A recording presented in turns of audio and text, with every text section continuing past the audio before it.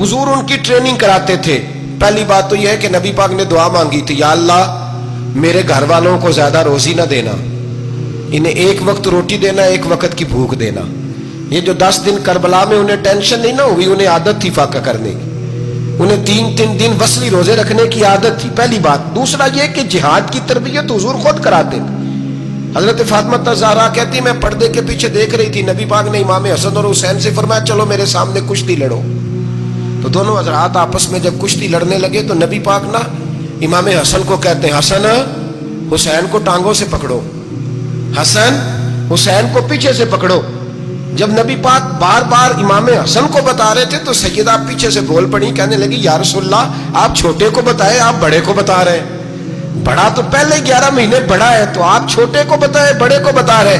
तो फरमाया फातिमा तू चुप करना, जो मैं देख रहा हूं तू नहीं ना देख रही, एक को मैं बता रहा हूं, दूसरे को जिब्रील अमीन बता रहे हैं। तो ये हुजूर ने अपने सामने उनकी तरबियत की, ट्रेनिंग। हुआ ये कि यजीद जब अमीर बना ना, 2-3 चीजें होती हैं जब किसी बंदे को काबू करना होता है, 2-3-4-5 चीजें ऐसी होती हैं जिससे बंदा काबू आता है। तो उसने भी फौरी तौर पे, यजीद ने देखा मेरे लिए मसला क्या बन सकता है।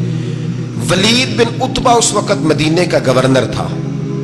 यजीद ने उसको खत लिखा कि अमीर अरब का रिवाज आज भी है कि जब तक नए खलीफा की बैत नहीं हो जाती पुराने के इंतकाल की खबर ही नहीं देते, उसको रखे रखते हैं। ये उनका तरीका है। वो कहते हैं कि वली अहद अच्छी तरह कब्जा कर ले फिर बताएंगे।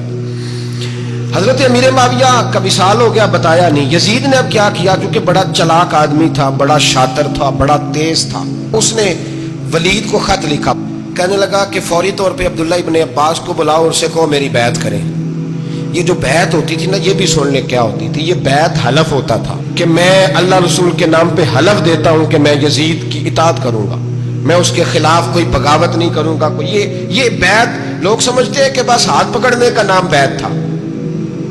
उस बैत का मुतबादल जमहूरी मुल्कों के अंदर वोट आया है, तो कहा बैत करे। हजरत अब्दुल्ला इब्ने अब्बास को भी बुलाओ, अब्दुल्ला बिन जुबैर को भी बुलाओ, इमाम हुसैन को भी बुलाओ। इमाम हुसैन आधी रात के वक्त बैठे थे मस्जिद नबी में, चूंकि 5 नमाजों की आप इमामत करते। इमाम हुसैन नमाज पढ़ा के शाह की बैठे थे जनाब अब्दुल्ला बिन जुबैर। अब्दुल्ला बिन जुबैर कौन थे? ये नबी पाक सल्लल्लाहु अलैहि वसल्लम की पुप्पी पोते थे और जनाब सिद्दीक अकबर के नवासे थे हजरत अब्दुल्ला बिन जुबैर। और जनाब जुबैर बिन अवाम अशरा मुबशरा से अभी हैं, उनके बेटे थे, बहुत जीरक आदमी थे। ये भी इमाम हुसैन के पास बैठे थे। अब्दुल्ला इब्ने अब्बास भी थे जो हुजूर के चचा के बेटे हैं, इस उम्मत के पहले मुफस्सिर हैं कुरान पाक। ये लोग बैठे थे। तो वलीद ने एक बंदा भेजा, उसने आके कहा जनाब आपको गवर्नर साहब ने बुलाया है। तो अब्दुल्ला बिन जुबैर कहने लगे हुसैन इस वक्त बुलाने की बात समझ में नहीं आई। तो इमाम हुसैन बड़े बसीरत वाले थे, अल्लाह ने बसीरत दी थी। कहने लगे अब्दुल्ला आपको समझ नहीं आई, मुझे समझ आ गई है, अमीर माविया विसाल कर गए और ये हमें जो बुलाया गया है ना, ये यजीद की बैत के लिए बुलाया गया है। तो कहा फिर आप आधी रात को ना जाएं, आपके लिए खतरा होगा। तो इमाम हुसैन फरमाने लगे खतरा हुसैन को नहीं होता। नहीं कहा फिर भी आप मेहरबानी करें, जरा एहतियात से जाएं। तो जनाब अब्दुल्ला इब्ने जुबैर ने, अब्दुल्ला इब्ने अब्बास ने 14 बंदे नेज़े दे के, तलवारें दे के इमाम हुसैन के साथ भेजे और कहा कि इमाम हुसैन अगर उसने कोई गलत मलत बात की ना, जबरदस्ती बैत करने का कहा, तो आप बस कोई एक बात ऊंची आवाज में कर देना, ये सिपाही पीछे आ जाएंगे। इमाम हुसैन उन 14 बंदों को लेके गवर्नर हाउस पहुंच गए। जब आप वहां पहुंचे, उसने बताया, उसने कहा जी हजरत अमीर माविया इंतकाल कर गए और आपने यजीद की बैत करनी है। तो इमाम हुसैन फरमाने लगे मैं छुप के बैत नहीं करूंगा, मजमा लगाओ, जुमे वाले दिन ऐलान करो, जो तरीका है हजरत अबू बकर सिद्दीक का, जो तरीका है हजरत उमर फारूक का, जो अंदाज हजरत उस्मान गनी का है, जो मौला अली का है, सरेआम ऐलान करो। अगर सारी दुनिया यजीद की बैत करेगी तो मैं भी तैयार हूं। तुम मुझसे बैत लेके फिर लोगों को बताना चाहते हो कि हुसैन बैत हो कर रहे हैं, तो तुम क्यों नहीं कर रहे? मैं आम आदमी नहीं हूं, लिहाजा छुप के बैत नहीं करता। जब ये बात की ना, तो वलीद बड़ा नरम दिल था और इमाम हुसैन की शान को जानता था। वो जानता था ये नबी पाक का खानदान है। उसने कहा जी मुझे तो हुक्म था, बाकी आप हुजूर के नवासे हैं, मैं कर कुछ। वहां एक बड़ा बदबख्त शख्स बैठा था, अब्दुल मलक बिन मरवान। वो वलीद से कहने लगा कि अगर हुसैन आज तुम्हारे हाथ से निकल गए तो तुम्हारे लिए बहुत बड़ा मसला खड़ा हो जाएगा, इन्हें जाने ना देना, या बैत कराओ या इनसे कहो जंग के लिए तैयार हो। तो इमाम हुसैन रदी अल्लाह तआला अन्हु के कानों में आवाज गई तो फरमाने लगे इब्ने मरजाना, अगर तेरे अंदर जुर्रत है तो आ सामने हुसैन के, इसके कानों में बातें ना कर, काना چاپلوسی نہ کر، باہر آ میدان میں، شرارت نہ کر، باہر آ، میں تمہیں ابھی بتاتا ہوں کہ حسین سے مقابلہ کرنے کا انجام کیا ہے۔ یہ کہہ کہ امام حسین باہر نکلے، اپنے بھائی محمد بن انفیہ کو بلایا، عبداللہ بن زبیر، عبداللہ بن عباس، ڈھیر سارے لوگ اکٹھے ہو گئے۔ فرمایا یہ معاملہ ہے، اب کیا کرنا ہے؟ تو وہ کہنے لگے حضور وقت ابھی مناسب نہیں ہے، آپ اس طرح کریں یہاں رکے، ہم مکے سے، عراق سے، کوفے سے لوگوں کو بلاتے ہیں، یہاں ایک بڑی مجلس مشاورت قائم کرتے ہیں۔ امام حسین فرمانے لگے اگر تم مشاورت قائم کرو گے تو ولید اور عبد الملک بن مروان وہ تو جنگ کرنے کو تیار ہے، اور نبی پاک نے فرمایا ایک مینڈا ہوگا جس کی وجہ سے مدینے کی گلیوں میں لہو بہے گا۔ فرمانے لگے میں وہ بکرا، وہ مینڈا نہیں بننا چاہتا۔ کہا پھر آپ کیا کریں گے؟ تو امام حسین رو پڑے، فرمانے لگے میں مدینہ چھوڑ جاؤں گا لیکن مدینے کی حرمت پامال نہیں ہونے دوں گا۔ امام علی مقام آدھی رات کے وقت نکلے، سیدہ فاطمہ کا دروازہ ایک اس دن تھا جس دن حضرت مولا علی کوفے چلے گئے تھے، اور دوبارہ آج تالا لگا جب امام حسین نکلے۔ آپ جنت البقیع کے پیچھے کھڑے ہو کے حضور کا روضہ دیکھنے لگے، اس وقت گنبد تو نہیں ہوتا تھا، روضہ دیکھنے لگے۔ نانا تیرے کرم کے خزینے کی خیر ہو، میں جا رہا ہوں تیرے مدینے کی خیر ہو۔ سارا خاندان لے گئے، مکے تشریف لے گئے۔ حج کے ایام قریب آنے والے تھے، امام حسین نے وہاں لوگوں سے باتیں کی۔ جب امام حسین وہاں پہنچے تو کوفے سے خط آنے لگے۔ کوفہ حضرت علی کا دارالخلافہ تھا، وہاں آپ کے محبین، پیار کرنے والے ڈھیروں تھے، انہیں خط لکھے کہ حضور آپ چپ کر کے بیٹھے ہوئے ہیں اور ہمارے اوپر یزید مسلط ہو گیا ہے، آپ اگر میدان میں نہیں نکلیں گے، آپ نہیں آئیں گے تو ہم اللہ کی بارگاہ میں شکوہ کریں گے کہ کوئی ہماری کمان کرنے کو تیار ہی نہیں ہوا۔ اور وہ خط 1 2 3 نہیں آئے، وہ خط اتنے تھے کہ 3 بوریوں میں بھرے تھے امام حسین، 3 بوریوں میں۔ اب مجبوری ہو جاتی ہے، حق کے لیے کئی دفعہ بات کرنا مجبوری ہوتی ہے، اگر نہیں کرے گا تو پھر اس کو بھی قبر میں جواب دینا پڑے گا۔ امام علی مقام رضی اللہ تعالی عنہ نے مکے میں اب لوگوں کو جمع کیا مشورے کے لیے۔ ہر بندے نے کہا حضور وہ بلا تو رہے ہیں پر اپنے وعدوں کے پکے۔ کہا حضور وہ پکے نہیں، آپ نہ جائیں۔ ہر بندے نے کہا حالات ٹھیک نہیں، حالات گراؤنڈ ریالٹی صحیح نہیں۔ یہی مشورہ آج بھی ہر بندہ دیتا ہے، ابھی حالات نہیں۔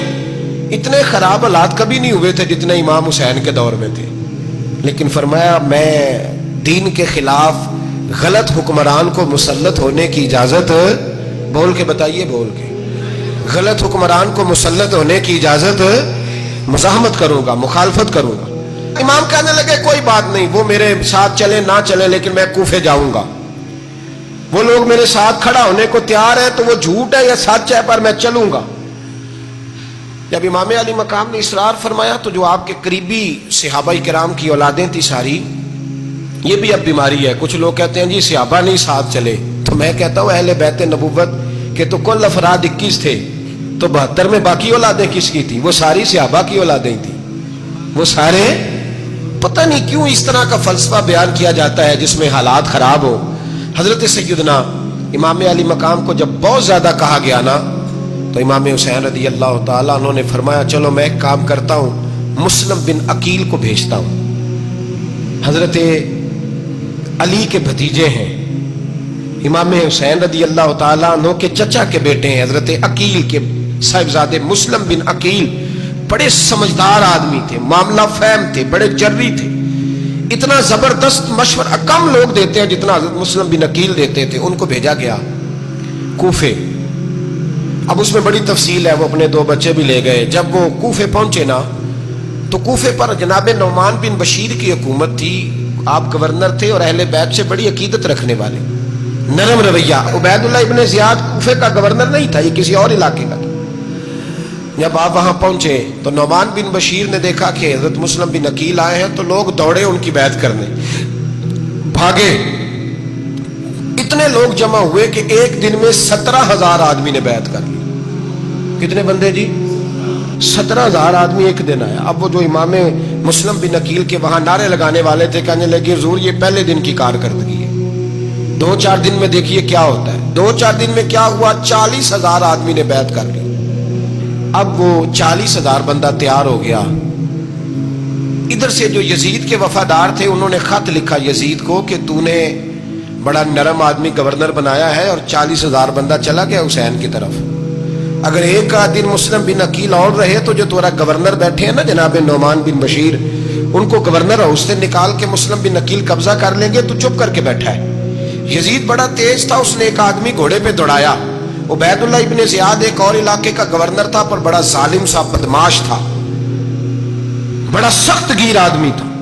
اس کو کہا کہ تو پہلے ایک صوبے کا گورنر ہے، جا تجھے دوسرا صوبہ بھی دیا۔ اس طرح کار فوری طور پہ کوفے پہنچ اور جا کے مسلم بن عقیل کو گرفتار کر، جو آدمی ان کا ساتھ پھر بھی دے اسے قتل کر دے۔ اس نے کیا کیا، وہ آدھی رات کو آیا، منہ چھپایا، جبہ پہنا، لوگ سمجھے امام حسین آ گئے۔